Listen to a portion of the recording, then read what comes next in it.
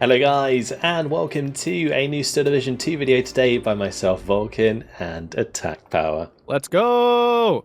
In this video we have for you game 1 of a best of 3 between Gonzo and Farid in the semi-final of the 12th Steel Division League. Today they are playing on Ostrowno, and on our left in the red team we have Gonzo playing with the 10th Guards Tank Corps with the balanced deployment type. And on our right in the blue team, we have Farid playing with the 26th Panzer and the Maverick deployment type. What do you think about these divisions and this map, Attack Power? Well, thank you for finally not saying final season. I did that just for you. Rude. No, thank you. Yeah, Ostrowno, kind of honestly a garbage map. Even if you just look at the flag layout, it's just painful to look at. There's a lot of open space, but like not in a good way. It really favors certain sides and stuff, and the fighting just kind of gets funneled into like two spots of the map. So not a big fan of this map. It's nice to see players playing on different maps, so I will definitely say that. Into the decks, though, 10th Guard Tank. This is actually one of my personal favorite Soviet divisions. I don't know what it is. It's just a neat mix of units. It's got some nice Soviet armor. It's got just some good tools to use. Solid infantry tab for a tank division. I'm surprised to see it unbalanced, I'll be honest, and you know me, I'm a balanced lover, but this is not a division I would usually peg as a balanced build. I usually would do it Maverick myself, and if I'm doing that, then I would say balance is a stretch, but Gonzo going for it here. Respect. On the other side, Farid, 26th Panzer, a very strong division. It just has a ton of light armor options. It's very flexible. It's got some more unique infantry choices for an Axis division that gives it a little bit more staying power than usual. Again, tons of light armor all over the place, which is honestly the meta right now. Some good AA. There's really no significant weaknesses in this deck. It does it all, and it does it all really well. Alright, so let's have a quick look at what's going down before we get the game underway. On the side of Gonzo, he has a couple of guards with the Su-57. He's got some flamers in there with the Razvedka and the Valentine and a T-34 76-42. Then further down we've got Avtos in the half-tracks. Flamer Squad, 45mm, SG-43 and the Su-57, that's all heading to the mid. On the very bottom side, we have two Valentines backing up a couple of guards, the Flamer, 45mm, Razvedka, a couple of Avtos and the Tanko Leader. Over on the side of Farid, he's got a Pioneer on the top side just to push that front line. Then he's got further down a couple more Pioneers with the Panzergren, with the MG-42 there as well. He's just added in a Panzer 3L. Then we've got two IG-18s, couple Panzergrens, a Panzer SFL 4C, which is the new big 88 with the 220 mils of penetration. That thing's nasty. We've got the Afkada there. Further down, IG-18, Pak 40, MG-42 for the center. And at the bottom, a couple Sturm Pioneers, Afkada, IG-18. Looks like Farid is actually still setting up his forces a little bit here. So any sort of standout units that you think will do well? I'm kind of curious about all these Valentines. I know that Valentines were very like good value for money before they got... Did they get nerfed? I think they got nerfed. No, they got buffed. They got buffed to the moon. Oh. Yeah, they're actually like hyper... Yeah, they're hyper efficient now. Now, this is the Valentine 3, not the Valentine 9. The Valentine 9 in the tank tab, that's the money one.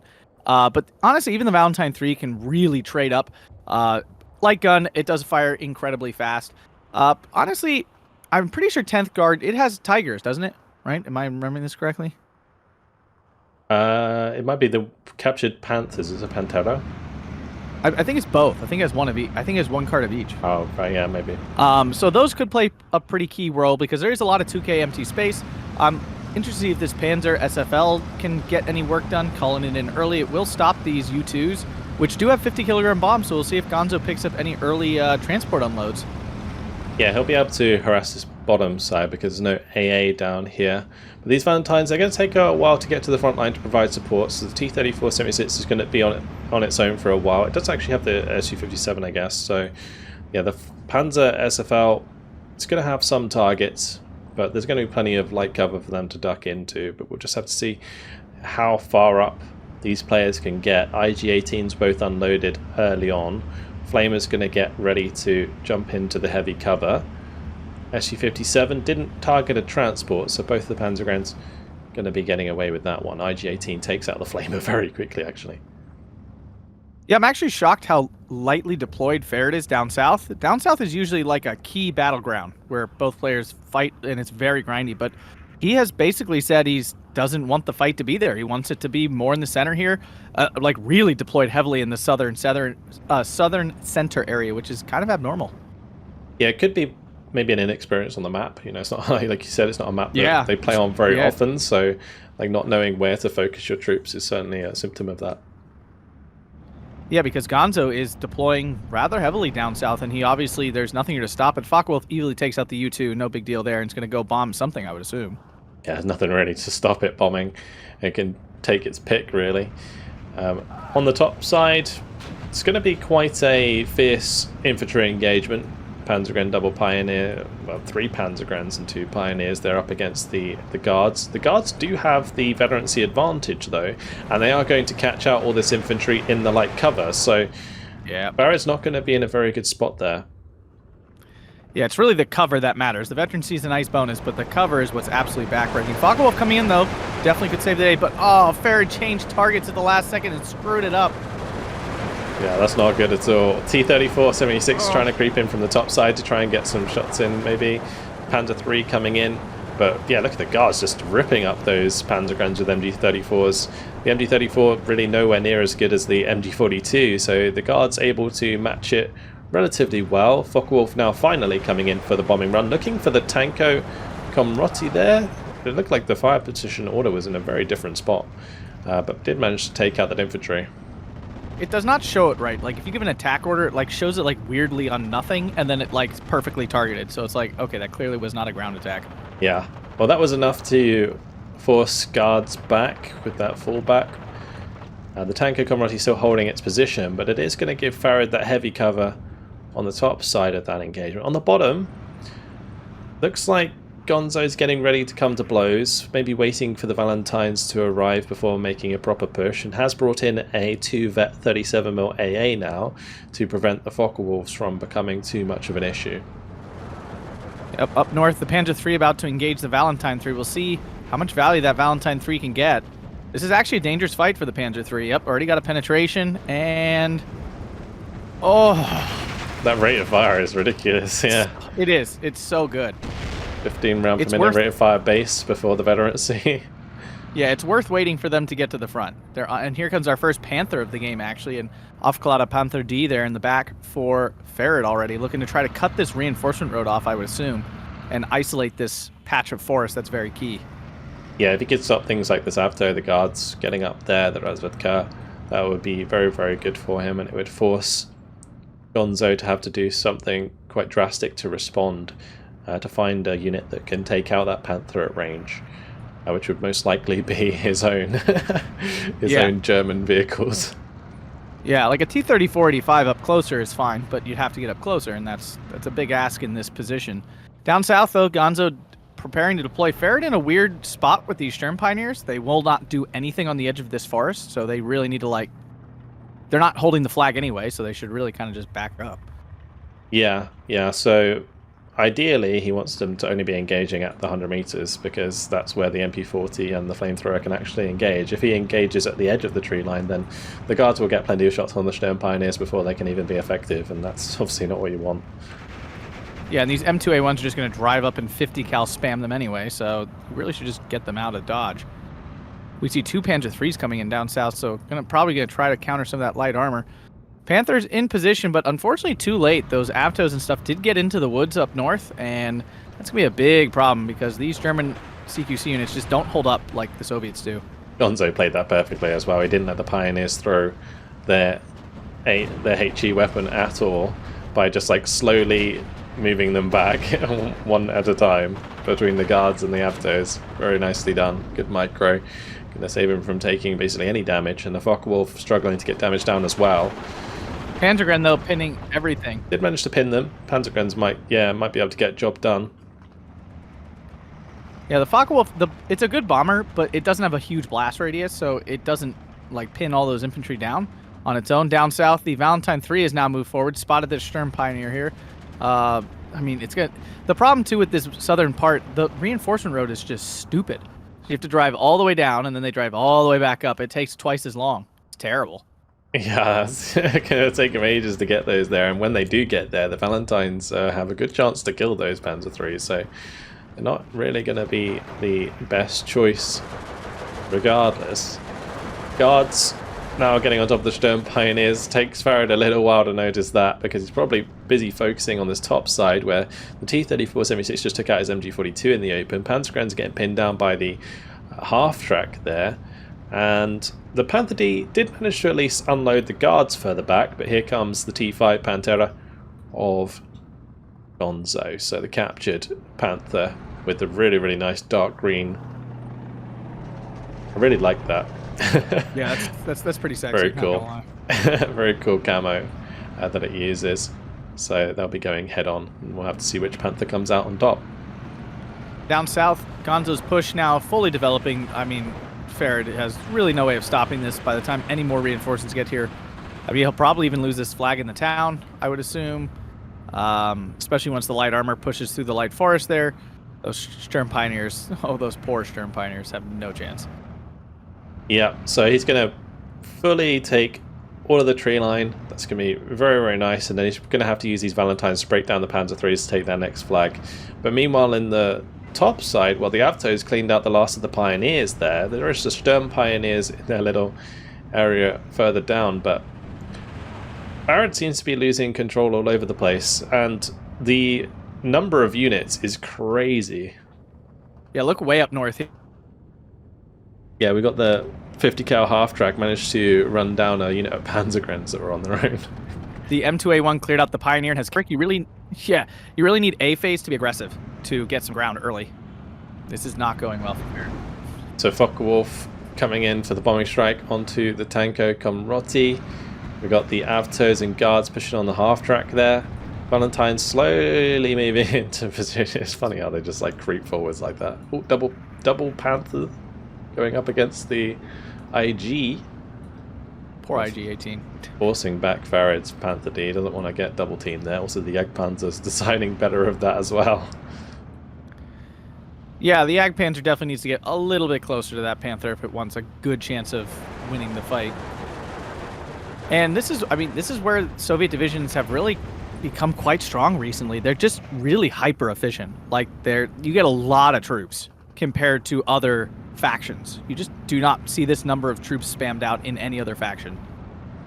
Yeah, well, you're always looking at like 30 points for a Panzergren unit, and those Panzergrens with MG34s are like not as efficient as MG42 variants. And then you've got the guards with 2 veterancy coming in for 25 points.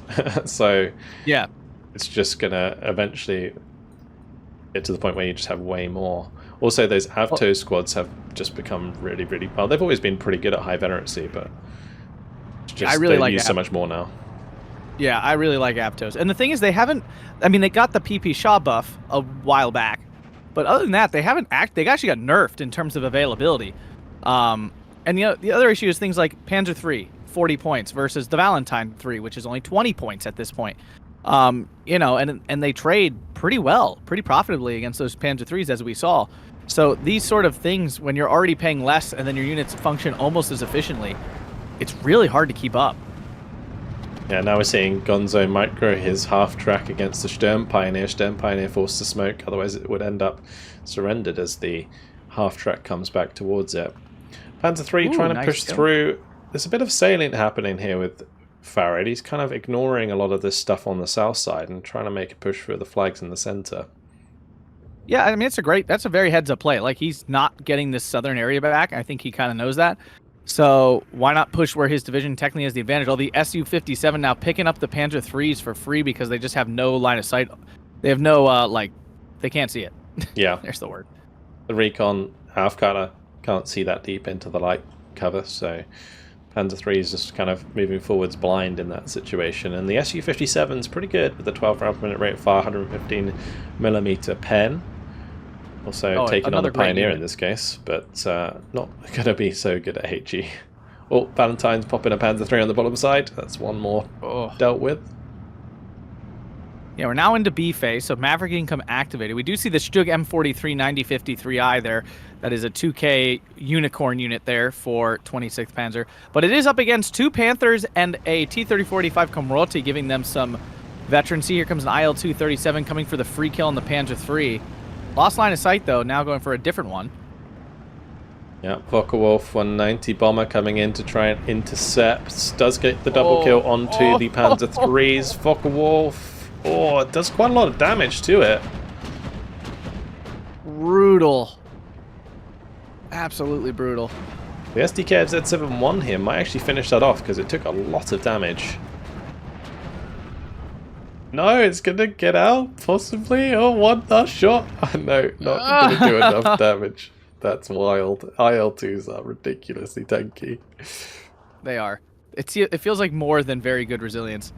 Here comes the P2, what used to be the terror of the skies back when it had very good resilience, and it's now still a very good bomber, just not the absolute terror house it used to be. Yeah, so the 250 kilogram bombs, 100 kilogram bombs coming down onto the Pak 40 there. Not going to kill it. Tadio in. Wow, I'm surprised it didn't. Will it get through the 37 mil to catch that P2? It will not. Now it's flying right over. Oh. That's not good news. That's 2 Vet 37. Will it get out in time? No, it will not. Down it goes. And that is another really bad loss there for Farid, because he didn't shoot down the AL and then he loses the Sagittario. That's like such a waste in points at the end of the day, you know? It's not a waste if it gets kills, but if it goes down like that, then it certainly is. That's 120 points down the drain after doing absolutely nothing. Yeah.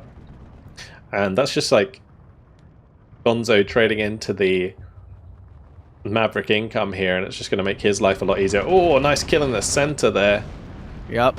Was that a side shot from the 45 mil into the side of the Jagdpanzer that got the kill? Absolutely was. Yep. That's exactly what it was. Absolutely disgusting. Yo, 45 mils, absolute, like, goats. Like, legitimately so good. Alright, here comes the Tiger. So you're right, they do get both. The T6 Tiger on the field. Yeah, I like this division because I really like T-30-45s. Like, I actually really like that unit. Mix it with some fun German armor, which actually, like, fights really well at long range. The T-30-45s bully medium tanks completely, and you end up with a really nice, well-rounded armor suite that a lot of Soviet divisions actually just can't copy. Yeah, Valentine's standing strong on the top side against the Panzergren, just killing things off. Yeah, bottom side, the flag was taken as Farid stopped kind of reinforcing that. The bomber's coming in again for another go at the Pak 40. Probably going to kill it. Yeah, and Gonzo makes sure the P2 falls back the right direction. I mean, Farid's making the right choice here. He's not getting back into the south, but at the same time, the question becomes, how does he win from here? Up north, a Panzergren is creeping forward, but of course, it's never going to kill that Avto in the woods. Yeah. The Panzer III might be able to just... I mean, it doesn't have to go in the trees, right? I mean, the Panzergren could just walk around them if it wanted to. That's not what he's currently doing. That's the only reason I mention it. Yeah, had the attack move through the tree line, it's probably going to get him caught out. For sure. Oh, Razvedka missed the Panzer III in the center. Not often we see the bazooka miss, but the suppression was just enough. Let's see if it's... I don't think it's going to miss again. Oh my god, it did. Oh my god, well, it did. It's not 100% accurate, right? It's 80% accurate, and then it gets affected by the bazooka accuracy. But how often do we see bazookas miss? Like, let's be real. I mean, if you come to my stream, you'll see them miss a lot. Yeah, when we're playing them, they miss constantly. I understand. When you're watching other people play. Alright, well, that does finally go down. The Panther and the T-34-85 move forwards and clean it out. On the top... Double Panther. The Avto against the Panzergren. Yeah. Panzergren gets forced back, but the Focke-Wulf coming in for the bombing strike might just save the day. Kill it, though. If it didn't pin down the Panzergrens too, although the Panzergrens aren't fully pinned down, so once they recover from the fallback, they might be able to actually run forwards and surrender the Avto. Have to wait and see on that. Meanwhile, that Panzer III is just freely moving forwards into a position where it might be able to stop the reinforcements from getting near those flags on the top side. So Farid is finding himself 13-11 for the first time in this game, which is not good for a Maverick player. No, not ideal, especially with the trades. If he was been trading amazing, it'd be fine. And Drusha taking out the SDK of Z7-1 there. Really nice strike. And we see 2 Panthers, a Stug M42 and the Stug M43 in a Giga armor blob here in the center. Yeah, check that out. I love this little, the Stug M42. It's a fun little unit. Backing up those Panthers for a bit more HE damage. M43 should be able to deal with these Panthers quite well. It's 2 vet. IL-2 not quite able to get the shots on target. That could have been really bad. But PE2 coming in for the bombing strike, looking to probably kill the M43 because it is open top. But I think that's going to miss, isn't it? Yeah. T-3045 goes down. Panther lands a pen, and the other Panther fires a shot and takes it out. Whoa! Nice. That's actually big, very big recovery. Huge. Especially with these guards now in front being pinned down. There's potential for surrenders. And to be honest, if Farid manages to get to the light cover where the 37mm AA is and sets up some 2,000 meter range vehicles, like these Panthers just sat there, he can control the rest of the map from that position. Yeah, he could really, I mean, he really could turn this around here. If he lost the Panzer III up north, unfortunately. The Panzergrens got pinned down again by the Avtos, although the Stostrup should be able to finish them off. Panther, though, is going to move up and recapture that flag, which is an issue. It really depends on how he develops this central salient. He is bringing in more reinforcement. Tiger swinging up from the south to try to take care of some of the, I would assume, lighter armor here in the center, as the infantry get chewed up by the tanks. Yeah, this Tiger could get into a really nice flanking position in the light cover and really stop these Panthers from making too much ground. And that will give Gonzo time to recover. IL-2 coming in again, though. SDK of Z7-1 is trying to rush up the road to cover his army here, but it's not actually coming far enough. Oh no, this could be the IL-2 of dreams right here, because that SDK of Z7-1 is not going to be firing at this for a long time. Because it's on the backside of the hill, too. Down the Panther goes. I mean, that was not as devastating as it could have been, to be honest. Yeah. It's a big loss. It's a loss, but not... I mean, he lost his eyes. That's the biggest issue, is now he can't see. Yeah, it was actually pretty smart to take out the recon there. T-59s are coming up to reinforce. On the top side, one of the new Grillas went down. The ones that replaced the old Grilla in this division. So we're still looking at 12 to 12 as the flag is being taken with the salient in the north. The T6 is going to be able to take out the M42. Panther A now going to have to try and deal with that, but the Panzer III is on the flank there looking for the side shots, so that Tiger does manage to still get a shot on target. Panther should finish it off. Yeah, okay. That went about the way it should have. But if this Panther doesn't move, the PE2 might kill it with bombs, so it's got to get a move on. It is moving. Oh no, yeah, the Panther, the PE2 did drop. Yeah, I think it's fine. Yeah, I would assume. Yeah, long gone. Martyr 3s might be able to take out that Tiger if they can find it.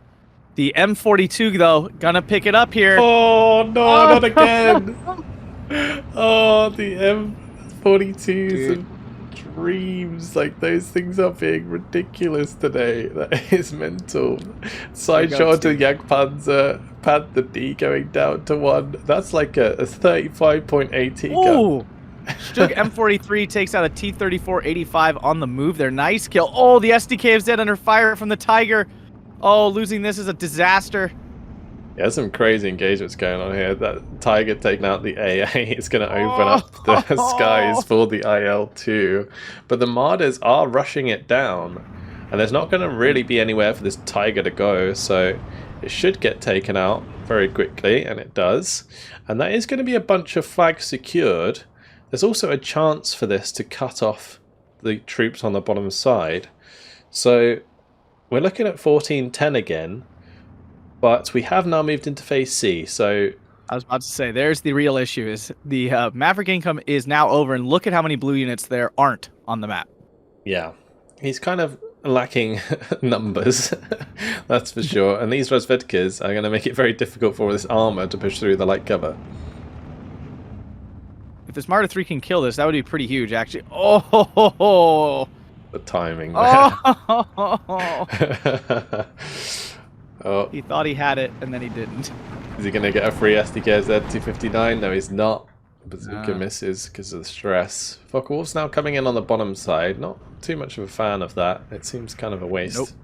of bombing Not a fan at all. strikes.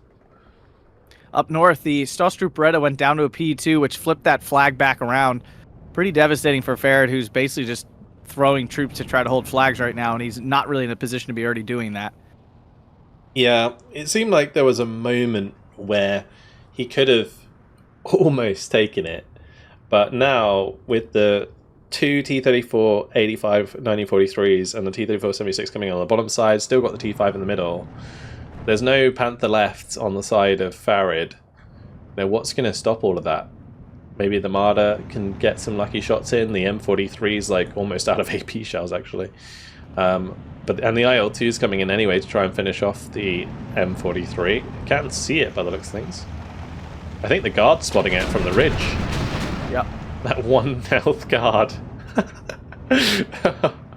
Oh, it's tragic. It's just tragic. And whatever happened, I didn't even see what happened to the cool new unit. Did it do anything at all?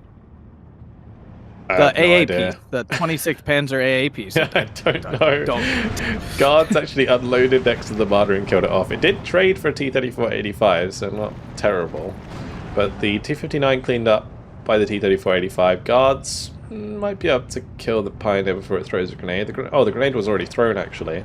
So Guards would have just been able to finish that off.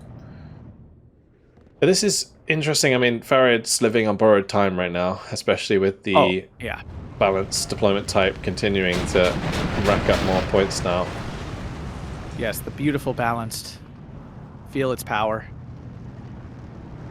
PE2 coming in to bomb the Pioneer there as well. Should give back a free flag. There it is. Now he's trying to push in the bottom with all these Pioneers. So trying to switch tack, which, I mean, I don't hate it, right? You know, you probe in different areas of the map to try and make ground. It's the right thing to do. He just doesn't have the points to do it. That's the problem. Yeah, it's just at this point, it's kind of like a waste of time. Yeah, it's inevitable. It's inevitable. And it's like, this works during B phase when you have, 40 more points than your opponent every minute. Your opponent can't react in time. But when your opponent has, 80 more points than you, then that doesn't really work as well.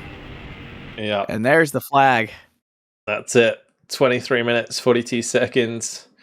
Farid throws in the towel, and Gonzo wins with a nice KD there. 2,675 kills, 1,530 losses. I mean, in Phase B, it was looking pretty bad for Farid. He did have that moment where we were thinking, oh, maybe he can flip this on its head, but I think he was just losing too much stuff, right, throughout that game, being too inefficient in order to like actually win it.